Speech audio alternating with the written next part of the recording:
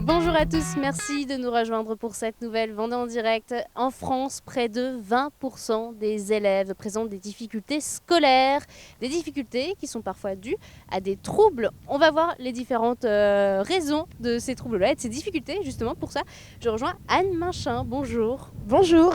Alors vous êtes présidente de l'association Esmeralda. C'est une association de parents d'élèves qui présentent des difficultés à l'école.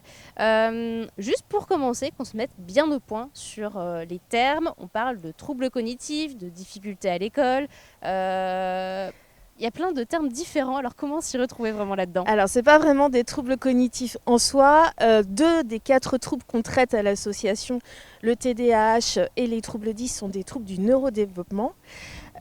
Pour tout ce qui va être haut potentiel hypersensibilité, ce ne sont pas des troubles du neurodéveloppement, ils ne sont pas reconnus comme tels. Ce sont des schémas de pensée différents pour le haut potentiel intellectuel.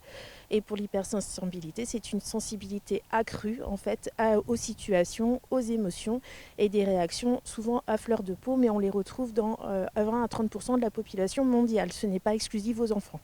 Mais tous ces troubles font partie de la même famille? Pas du tout. En fait, le haut potentiel intellectuel, c'est vraiment une pensée en arborescence.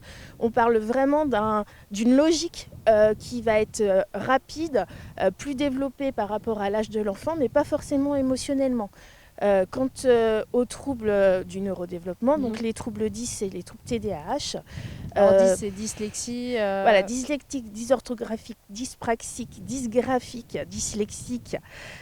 Et dysphasique, et je pense que je n'en ai pas oublié.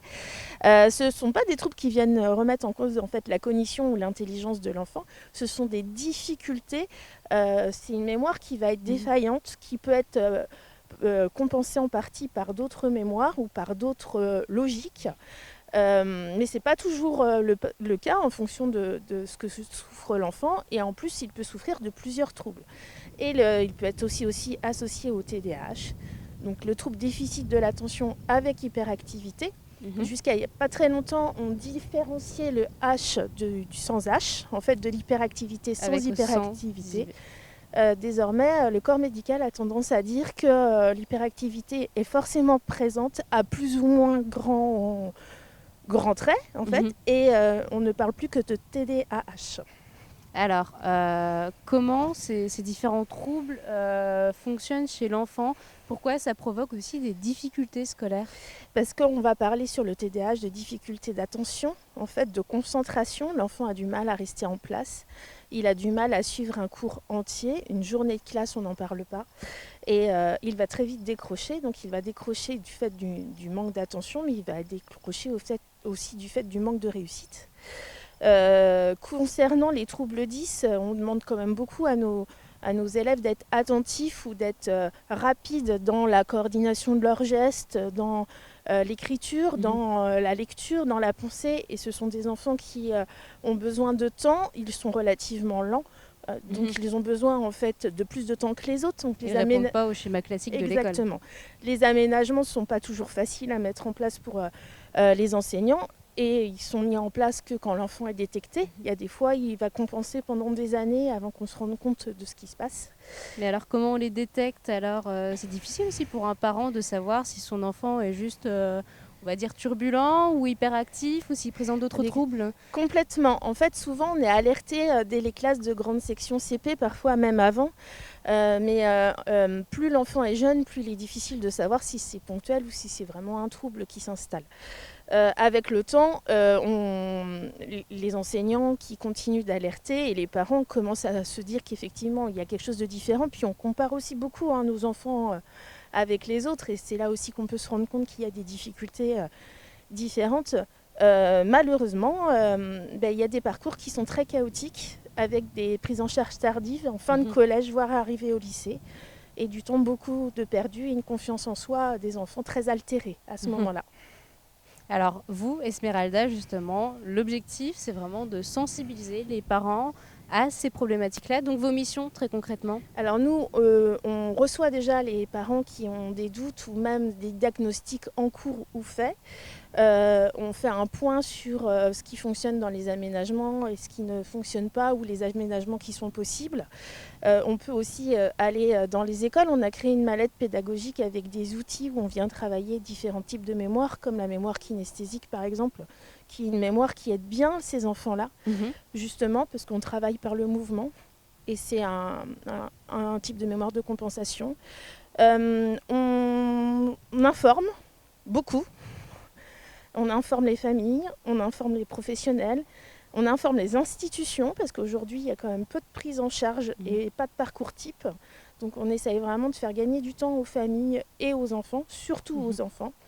Et puis on essaye de donner rapidement les outils qui fonctionnent dès le départ pour que l'enfant il puisse éviter de perdre trop de confiance en lui et qu'il sache qu'il n'est pas seul en fait, à avoir ce type de problématique. Sachant que c'est des problématiques qui ont longtemps été tabous ou méconnues aussi. Et aujourd'hui, ça se développe, mais peut-être pas encore assez. On va dire qu'il y a 30 ans, un gaucher était stigmatisé. Aujourd'hui, il a des ciseaux et des crayons adaptés. Ce type de difficulté, ça ressort par l'émergence des neurosciences.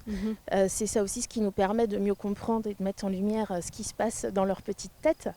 Mais on se rend compte aussi qu'il y a beaucoup d'adultes qui se sont tus pendant toute leur scolarité et qui en souffrent encore aujourd'hui. C'est pas un effet de mode, faut pas se dire ça. C'est pas parce qu'on en trouve plus, parce qu'on en détecte plus qu'il y en a plus. Ça a toujours existé. Maintenant, ce qu'il faut se dire, c'est que oui, avec le temps, on saura mieux les prendre en charge, on saura mieux ce qui marche et ce qui ne marche pas. Et les enseignants, ça ne fait pas partie de leur cursus, tout ce type de détection. Même le corps médical, parfois, a du mal à faire le tri dans tout ça. Donc ça prendra encore du temps, mais on avance doucement, mais on avance en tout cas. Alors, il faut commencer par s'informer, justement. Dès aujourd'hui, vous tenez une conférence en public pour parler de toutes ces thématiques-là avec les parents. Oui, en fait, on s'est rendu compte qu'il y avait quand même beaucoup de conférences qui existaient, mais pas forcément sur notre secteur, et qui étaient faites souvent par des professionnels pour les professionnels. Nous, on l'aborde du côté parents, donc on explique en fait quels sont les... Vous n'êtes pas des médecins ? On n'est pas des médecins, même si un certain nombre d'entre nous font partie du corps médical et du corps enseignant à l'association. On l'aborde vraiment du côté parents. On parle de ce qu'on constate, de ce qui fonctionne, de ce qui ne fonctionne pas. On parle aussi de l'école. Pourquoi est-ce qu'aujourd'hui, les parcours de nos enfants ils sont difficiles ? Il y a une explication historique aussi à tout ça. On parle de la confiance en soi, des mécanismes en fait, qui viennent alimenter ou défaire la confiance en soi chez l'enfant, et des mémoires de compensation, entre autres. Donc un large panel de sujets abordés. C'est ce soir à l'UDAF, à La Roche-sur-Yon. À la Maison des Familles, à 20h. Voilà, et l'association Esmeralda. Association Esmeralda, exactement. On est basé à Pouzauges. Merci pour ces explications. Puis bon courage en tout cas pour la conférence. Merci à vous. Moi je vous remercie de nous avoir suivis. On se retrouve très très vite pour une nouvelle Vendée en direct.